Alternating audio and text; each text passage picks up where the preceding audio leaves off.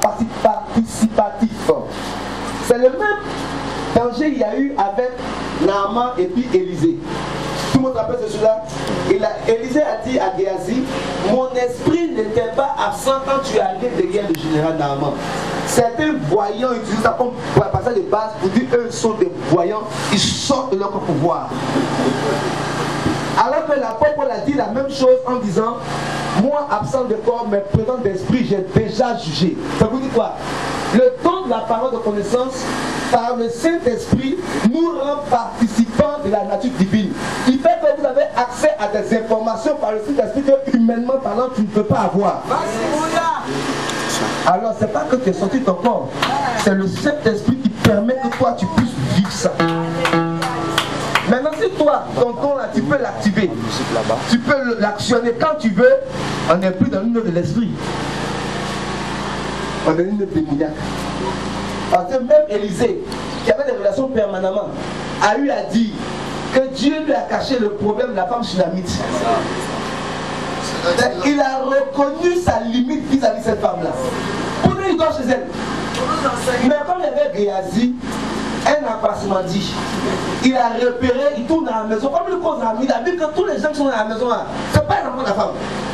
Alors il dit à son maître, elle n'a pas d'enfant. Vous commencez à comprendre? Voilà la réalité. Bien aimés, nous sommes participants à la vie divine. Et quand la vie sont des dieux, c'est une réalité, mais pas dans l'idée de ce qu'eux disent, mais seulement en tant que participants. Quand l'Esprit de Dieu le veut, comme il le veut, quand il le veut, mais pas à notre volonté. Donc, faisons l'alliance. Bon, on va se diviser pour faire l'atelier rapidement. On va faire un atelier, on a besoin de 5 groupes. Vraiment. Non, mais on continue. On continue. J'aimerais que nous formions 5 groupes. Avec votre permission, nous allons former. Excusez-moi. Voilà comment on va faire. Ce sera encore plus intéressant. Comment? Comment? Il n'y a pas d'espace. Parce que pédagogiquement, c'est encore efficace de faire cette interaction-là. Là, on fait une conclusion générale. C'est bon? Alors, on va faire les chaînes, on va faire les scènes. Donc, essayez de construire 5 groupes ici, 5 groupes. Par activité, voilà, 5 groupes.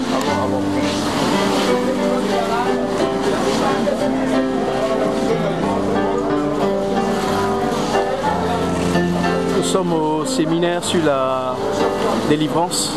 Tous ceux que vous voyez sont des hommes de Dieu et des servantes de Dieu.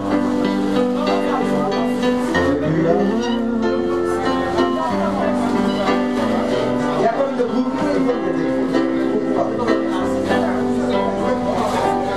Il y a combien de groupes déjà?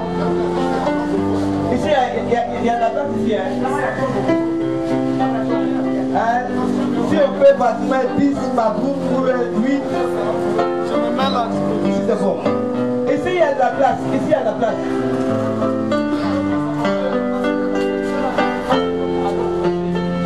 Non mais ici là il y a trop de têtes, il y a trop de cerveaux ici là. Viens, viens. Mon ami de ce il faut venir ici. Viens les aider ici. Il faut venir ici. Pardon, viens ici. Là-bas il y a trop de têtes, c'est pas beau. On va voir si vous devez c'est un de groupe. 1, 2, 3, 4, 5, 6. 6. C'est pas grave.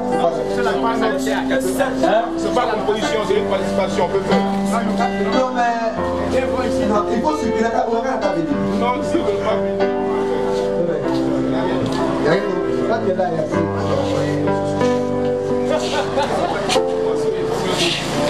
d'accord, amen. Voilà ce qu'on va faire. Écoutez-moi bien. Est-ce qu'il y a des personnes parmi vous qui sont intéressées par l'Institut biblique? Levez la main comme ça. Bien. Pendant qu'on réfléchit sur les groupes, vous allez venir un à un auprès du révérend Adégra et puis va vous enregistrer. Premier groupe, vous avez 25 minutes pour réfléchir. Premier groupe, vous allez réfléchir sur ce qu'on appelle les malédictions. Oui, les malédictions. Donc, si c'est le premier groupe. Toutes les malédictions. Qu'est-ce que la malédiction? Malédiction. Les portées de la malédiction, les sources de la malédiction. Comment briser utiliser définitivement les malédictions. Comment les utiliser définitivement. Et pourquoi ces personnes n'arrivent pas à être libérées totalement des malédictions? Premier coup. C'est bon? On peut aller? Deuxième groupe. La conservation de la délivrance. La conservation de la délivrance. Comment un chrétien peut-il conserver? Quels sont les signes totaux d'une délivrance? D'abord, quels sont les signes de délivrance totale? Comment le chrétien peut conserver sa délivrance? Amen. Amen. Comment un chrétien peut conserver sa délivrance? Quels sont les signes d'une délivrance? Comment le chrétien peut conserver sa délivrance? Oui. Quel enseignement pour un chrétien délivré? Ici, les liens de la chair. Les liens de la chair. Eh, Kubo, allons vite. D'accord. Qu'est-ce qu'on appelle les liens de la chair? Liens de la chair. Qu'est-ce qu'on appelle les liens de la chair? Quels sont les rapports entre les démons et puis les liens de la chair? Comment être délivré totalement des liens de la chair? Rapport, démons et puis liens de la chair. Démons, liens de la chair. Pourquoi certains chrétiens n'arrivent pas à être délivrés des liens de la chair? Nous sommes Ici, on est ici, c'est quoi? la fin du séminaire des hommes de Dieu, des servants de Dieu sur la délivrance. Groupe 4. Comment effectue la délivrance? Voilà, la préparation pour la délivrance, la séance de délivrance elle-même. Pourquoi certaines personnes ne sont pas délivrées après la séance? Pourquoi certaines délivrances échouent? Et quelles sont les précautions qu'il faut prendre quand on fait la délivrance? Je répète. D'abord, la délivrance. La délivrance.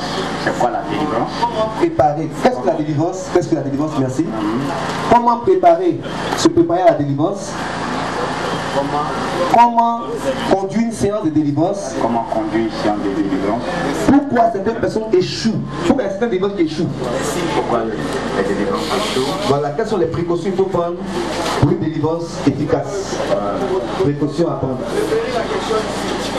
Et si vous dites quoi? Qu'est-ce qu'on appelle une chair? Voilà, quels sont les rapports entre les démons et les liens de la chair? Pourquoi? Comment être délivré des liens de la chair? Comment être délivré des liens de la chair? Pourquoi certains chrétiens n'arrivent pas à être délivrés des liens de la chair? Pourquoi certains chrétiens n'arrivent pas à être délivrés des liens de la chair? Nous sommes avec le révérend Boudot qui a mis en place 5 groupes il s'agit de à qui il donne des thèmes. Comment établir un ministère de délivrance dans une église? Comment établir un ministère de délivrance dans une église? Est-ce qu'il est important de pratiquer la délivrance à l'église? Il est important. Ensuite, quelle est la stratégie pour établir un ministère de délivrance dans une église?